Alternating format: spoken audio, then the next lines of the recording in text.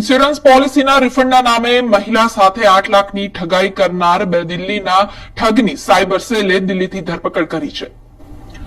વડોદરાના છાણી વિસ્તારમાં રહેતા પદ્માબેન દિલીપસિંહ ઝાલા મકવાણાએ ઇન્સ્યોરન્સ પોલિસીનું પ્રીમિયમ ભરવાનું બંધ કરી ઇન્સ્યોરન્સ કંપનીને જાણ કરતા થોડા દિવસ પછી ઈશાની ગુપ્તા નામની યુવતીનો તેના પર ફોન આવ્યો હતો અને પોલિસી કેમ બંધ કરાવો છો તેમ કહી પૂછપરછ કરી હતી.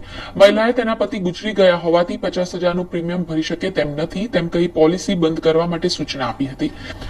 જેથી ઈશાનીએ તેમના બોસ અમન રાઠોડનો સંપર્ક કરવા કહ્યું હતું. અમન રાઠોડે 8 લાખનું રિફંડ 2 દિવસમાં આપવાનું કહી મહિલા સાથે વાતચીત કરી હતી. ત્યારબાદ મહિલાને processing fee, document charge, GST તેમજ એજન્ટની બાદબાકી થતા તેને કંપની તરફથી ચૂકવવાની રકમ ઉપર લાગતી જીએસટીની રકમ ચૂકવવાના નામે મહિલા પાસે કુલ 2 લાખ પડાવી લીધા હતા. આ બનાવ અંગે મહિલાએ સાયબર સેલમાં ફરિયાદ નોંધાવતા જ સાયબર સેલે બેંક એકાઉન્ટના ડિટેલની તપાસ કરી દિલ્હીમાંથી રાજેન્દ્રસિંહ લક્ષ્મણસિંહ તેમજ આશુતોષ મોહરાંત જહાને પકડી પાડ્યા હતા અને બેંક એકાઉન્ટ હોલ્ડરના ટ્રાન્ઝેક્શનોની પોલીસ તપાસ કરી રહી છે.